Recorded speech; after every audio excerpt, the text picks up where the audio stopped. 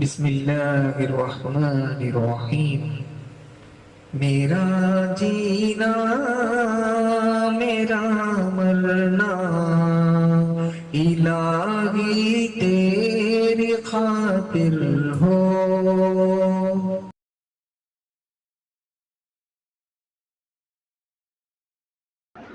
नहमदुहु व नुसल्ली अला रसूलिहिल करीम, अम्मा बाद. Indeed, all praise belongs to Allah. We seek His help and His forgiveness. We seek refuge in Allah from the evil of our souls and from the evil consequences of our evil actions. And then I ask Allah subhanahu wa ta'ala to shower His peace and blessings upon all the prophets, including the last and the noble prophet Muhammad sallallahu alayhi wasallam.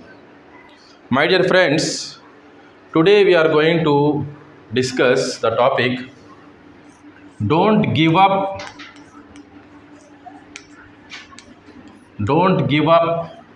and don't give in. Don't give up and don't give in. Don't give up and don't give in. You might have heard this. Don't give up, don't give in. What is the meaning of don't give up? Don't give up on your goals. Don't give up on your goals. And don't give in to your circumstances.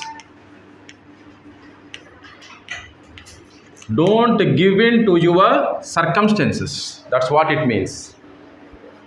Don't give up on your goals. Don't stop trying to achieve your goals. Don't stop trying to achieve your goals. And don't compromise with your circumstances. Don't just surrender to your circumstances and stop trying what you want to achieve. That's what it means. We all have problems. Circumstances in the sense we have problems, isn't it? We all have problems. So don't use those problems as excuses. Don't use them as excuses and stop trying to achieve your goals. Am I clear? We all have problems. We all have some circumstances. Don't lean on them. Don't lean on those problems. Don't take them as excuses. Don't surrender. Don't surrender. S-U-R-R. Don't surrender. Don't hand over yourself to your problems and don't stop trying to achieve your goals. Most of the people, they look at their problems, their circumstances, they use them as excuses. Because I have this problem, because my parents fight every day, because my parents are separated, because my father is dead, because my mother is no more, because my mother is bedridden.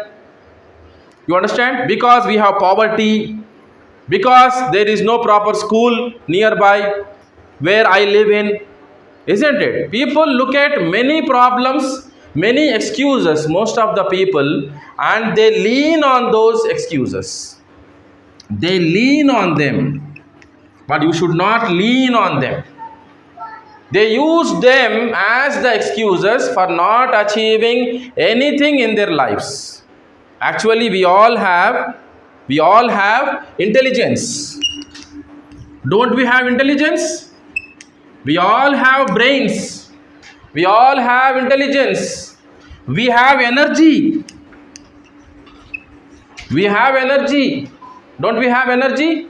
We have freedom. We have freedom. We have conscience. Conscience. What is conscience? Inner voice. We all have inner voice. We all have inner voice. We know from inside, when we are doing something wrong, our own inner voice tells us what you are doing is wrong.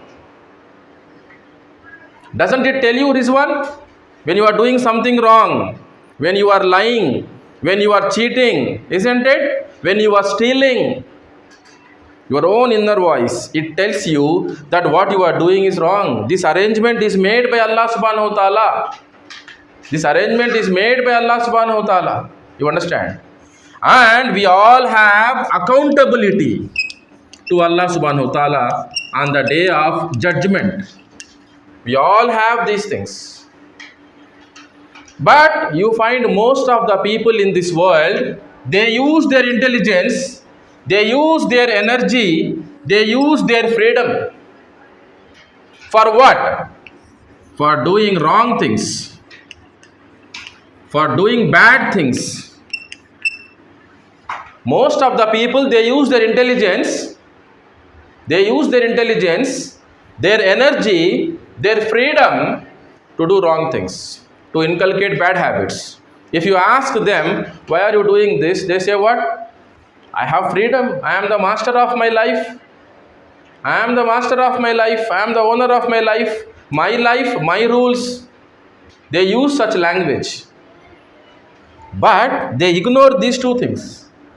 In this world itself, as a part of your personality, right, as a part of your own self, you have conscience. And your conscience tells you, if you are doing something wrong, your own conscience tells you it is wrong. You should not be doing this. If you are misbehaving with your mother, your father, your inner voice will not agree with you. Yes or no, Sumayya? Your own inner voice will not agree with you. It cautions you, it warns you, it threatens you about the consequences. Such arrangement, alhamdulillah, is made by Allah subhanahu wa ta'ala. And it is there in the case of every human being who comes to this world. As per the teaching of Prophet Muhammad sallallahu alaihi wasallam, every child in this world is born on fitra, natural inclination. Every child is born on his fitra, on her fitra, natural inclination to identify one Lord, only one Lord, who happens to be the creator of all that exists in the universe. Such an arrangement is made in all of us. So by default, we all should be worshipping Allah subhanahu wa ta'ala, our creator, al-Khaliq. But what happens in the society? The parents of the children, they make them Jews, they make them Christians, they make them Majusi, they make them atheist. Majusi means fire worshippers, so on and so forth. In the same manner, not only with respect to the belief system, not only with respect to the religion, when it comes to good or bad also, parents play a vital role, teachers play a vital role, elders in the society plays a vital role, the government plays a vital role in shaping the personalities of the children. Otherwise, every child is born on natural inclination. You find every child innocent in this world. No child is born in sin, isn't it? No child commits crime. Every child is loving, caring, helpful, sharing. MashaAllah. You find all good qualities in small children. All good qualities, small children. They don't harbor, they don't harbor any envy or jealousy in their heart.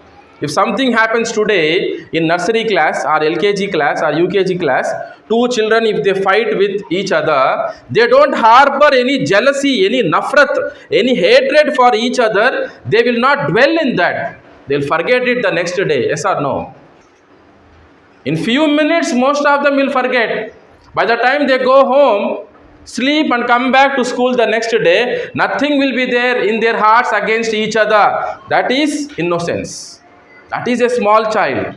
That is the natural inclination on which we are born, all of us. You understand? And this conscience tells us, if you are doing something wrong, this is wrong. If you are doing something right, you will feel happy from inside. You will feel good. Such an arrangement is made. Even if you ignore this, right, then what happens? At least this is there. On the day of judgment, you will be made accountable for your own actions. You will be made accountable for all the deeds that you do in this world. Allah will ask you about how much knowledge you have obtained and how much of that you have put into practice. Allah will ask you about your entire life. Allah will ask you especially about your youth. Where did you spend your youth? Allah is going to ask you about your wealth also. How did you earn the wealth? Is it through haram means? And where did you spend it? How did you spend the wealth? Did you spend it on useless things, haram things? Allah is going to ask all these 5 questions. On your entire life, on your youth, on your wealth, on your knowledge. You understand? So accountability is there. Now look at the people, most of the people in the society. In the society, what is happening? They think that they have freedom. Actually, they have a distorted sense of freedom. They have wrong definition for freedom in their mind, because of which they do bad things. They do wrong things. They don't care for the feelings of others. They live as they like. They just follow their desires. Whatever comes into their mind, they just act upon it without checking for whether it is right or wrong, using the conscience. And if you don't believe in hereafter, if you did not identify your Lord, if you did not identify your Creator, then you will not have the concept of accountability in your mind. Isn't it, Hafsa? If you don't believe in Allah subhanahu wa ta'ala, if you did not identify Him, if you did not recognize your Lord, you don't believe in the hereafter. Do you believe in accountability? Do you believe in resurrection? Right? No. Do you believe in Allah bringing back you to life again? You will not believe. You will ask questions. How can that happen? When I die, right, when I get reduced to bones, when my body decomposes, then how can the God bring me back into existence again? Come on, stop it. We are in 2025. Science is advancing by leaps and bounds. We are surrounded by sophisticated technology. What nonsense is this that you are talking? That we are going to be resurrected. Allah will bring us back to life. If you don't recognize your Lord, you will get these questions. But all these people who ask these questions, right? Allah is asking them in Surah Al-Maryam, in ayat number 67, does man forget how for the first time he was brought into existence? Did man forget how he was brought into existence for the first time? None of you were there in 2000, in the year 2000. Were you there in 2000? 25 years back? Now you are here, you are existing. Who brought you into existence? Did you manufacture yourself? No, you can never manufacture yourself. And you cannot be here just by accident, as a product of chance. So it is the Creator who has brought you into existence. And you were created in your mother's womb, under the 3 layers of her skin, in utter darkness, with a mixture of 2 liquids. This bone was manufactured, these eyes were manufactured, heart was manufactured, brain was manufactured. The Creator has shaped you, fashioned you, designed you, made you a beautiful creature. Then He brought you into this world. When He can do that, when Allah can do that for the first time, who can stop Him from doing it again and again? If He wills, if He wants, He can do n number of times. Yes or no? That is quite logical. This argument is very appealing to the human intellect. Very appealing to our intellect. Yes, our own mind says, yes, this must be true. This must be correct. Isn't it? But there are people who just follow their desires. They focus on only desires. They just want to enjoy life. They just want to enjoy life. They just want to have pleasures. Always pleasures. They don't bother about what is right, what is wrong. They use their intelligence, their energy, their freedom in wrong things, in bad things, just to following their desires. They ignore these two, conscience and accountability. But you look at the things around you. How can you easily give up on your goals? How can you easily give up on your goals? Is intelligence meant for? Is freedom meant for only satisfying your desires? Do you think you have intelligence, you have energy, you have freedom only to satisfy your desires? Can't you set goals? Can't you set some dreams and achieve them? Don't you have energy for that? Can't you use intelligence for that? Can't you use your freedom for doing good things? For setting goals which match your caliber? Think about this. Very, very important. Please remember, freedom always comes with responsibility. Freedom always comes with responsibility. Freedom always comes with responsibility. You will be made accountable for the freedom that Allah gave you. You will be made accountable. Allah will take the hisab. It's not like you are here, born in this world, you will live, eat, drink, sleep, play, you will rest for some time. When death happens to you, you will leave this world. Nothing after that. No, it's not like that. Freedom is attached to responsibility. Freedom is attached to responsibility. It is like if your mummy or daddy gives you 100 rupees. 100 rupees are given to you and they send you to a shop. You go there, buy some groceries. Right? Then your mummy and daddy, after you reach home, will they ask you about the remaining money or not? Will they ask you how much money did you spend on the groceries or not? Definitely they will ask. Allah, after giving us energy, after giving us life, after giving us intelligence, after giving us freedom, after making this arrangement called conscience in us, intellect we call. Conscience means intellect, the ability to distinguish between what is good and what is bad. Animals don't have conscience. Animals, conscience, another word for conscience I would say, intellect. Intellect. What is it? Intellect, the ability to distinguish between what is good, what is bad. If there are some apples in the room and you find suddenly monkey entering the room, will it ask itself, can I eat these apples? It is not going to ask. It will take as many apples as it can. It can take as many, it will take as many apples, right? It can. Whereas you and me, will we not get this question? If some apples are there, some money is there on the floor, will you not ask yourself whose money is this? Will you not get questions in your mind, can I take this? Isn't it? Even if you take this without telling anybody, your conscience will not accept. Isn't it? Such an arrangement is made in us. Intellect is given to us. We call it in Sanskrit and Telugu buddhi. Buddhi. That's why we say, no, buddhi. Buddhimantudu. Manishi buddhimantudu. Telivigalavadu, isn't it? He has intellect, the ability with which we can distinguish between good and bad. Having made all these arrangements, right, should we not set some goals matching our caliber? Should we not challenge our own limits? Ask yourself. Look at the inventions around you. Look at the smartphone. We all use smartphone. Is it not an amazing invention? Look at the laptops, computers.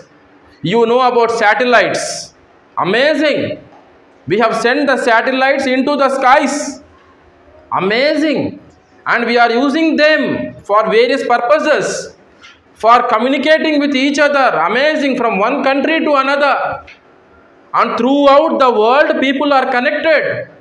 Look at the gadgets, look at the tools, look at the equipments, look at the vehicles that we are using in agriculture, in industries, in home. Look at the washing machine, refrigerator, inverters, batteries, ACs. Amazing. Look at the aeroplanes, choppers, helicopters, trains, different types of vehicles which we use for transport. Is it not amazing? Who has invented all those things? Human beings. Human being. Isn't it? But we are not saying that human beings have invented by themselves. As Muslims, as believers, our belief is La hawla wa la quwwata illa billah. We are nothing. All might, all strength, all power is with Allah subhanahu wa ta'ala. With His help, with His power, with His strength given by Him, with the intelligence given by Him, with the energy given by Him, isn't it? With the life that He has given, with the opportunities that He has given, we make use of all those things and we are inventing things. Just understand the capacities. The people who have invented those things, they too were human beings.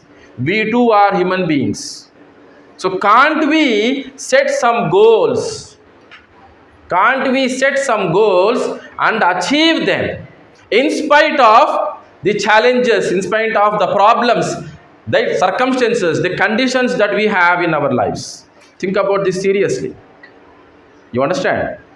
That's why it is said, don't give up on your goals. Don't give up on your goals and don't give in to the circumstances. Do not underestimate yourself. Never underestimate your capacities. We all do this. Never underestimate your capacities. Don't do that.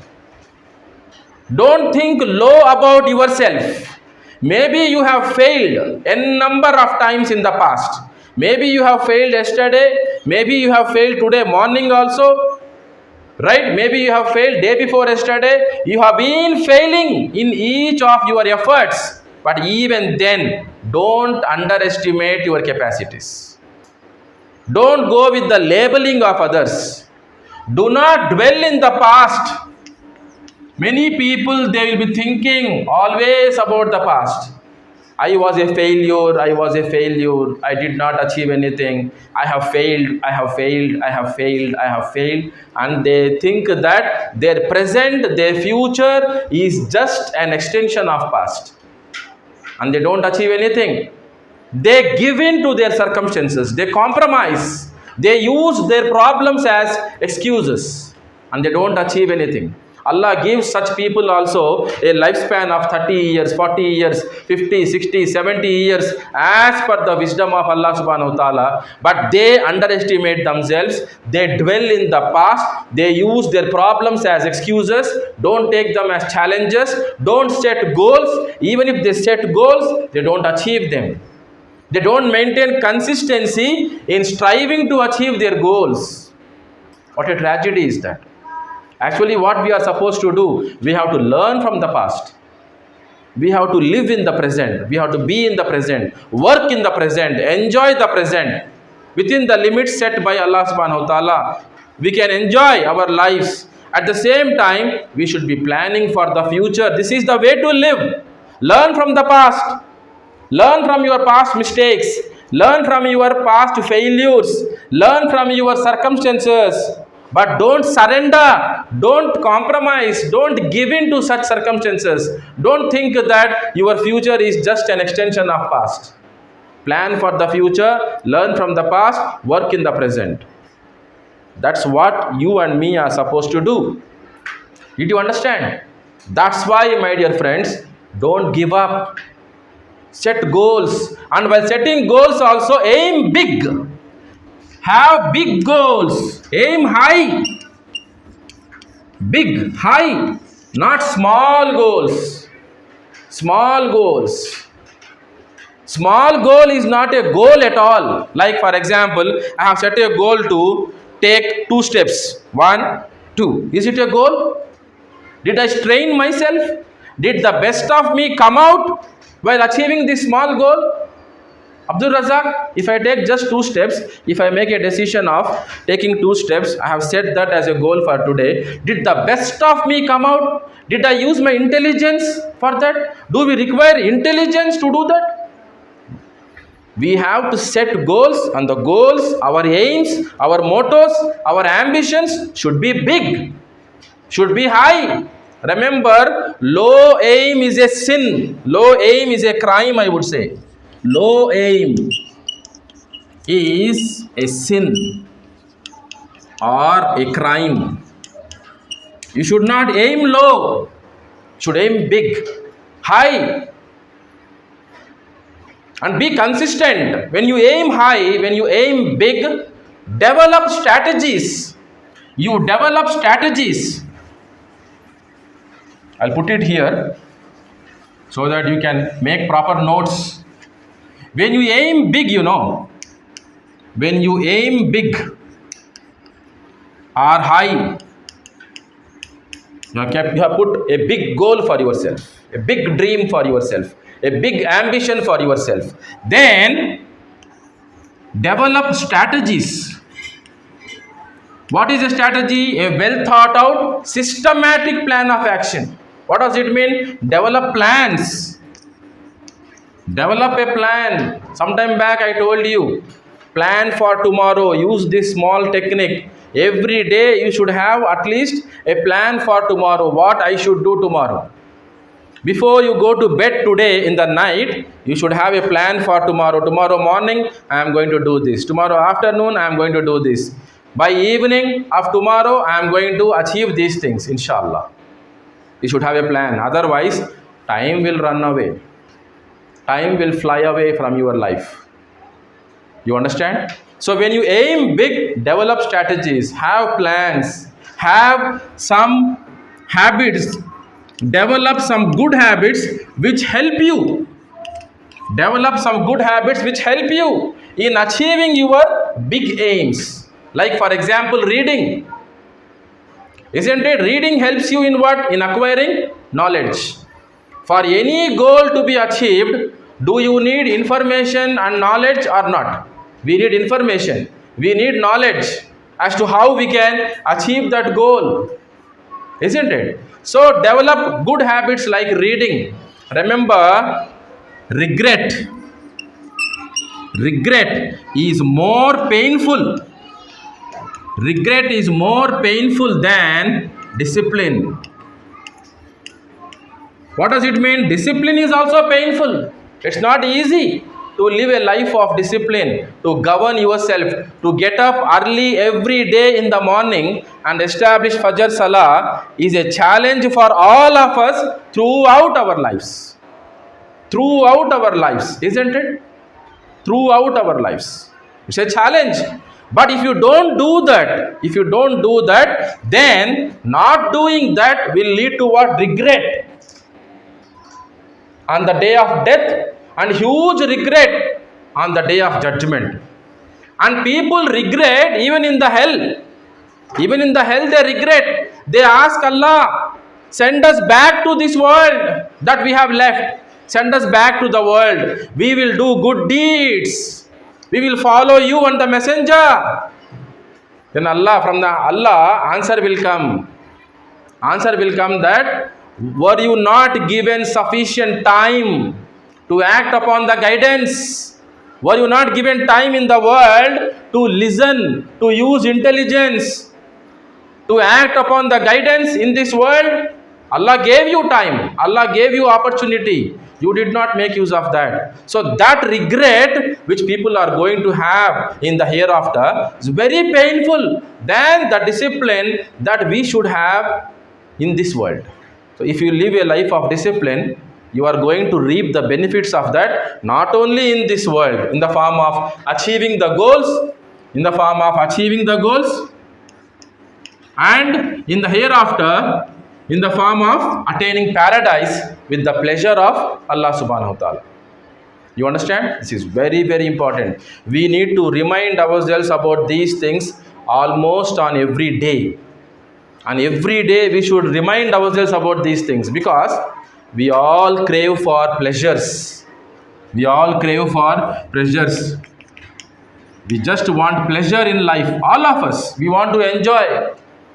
We want to enjoy. We are designed like that. We are created like that. That is also part and parcel of the test. That is also part and parcel of the test on earth.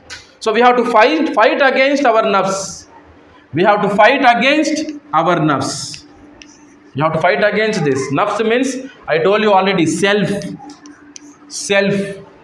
As long as the soul is in the body, we call it nafs.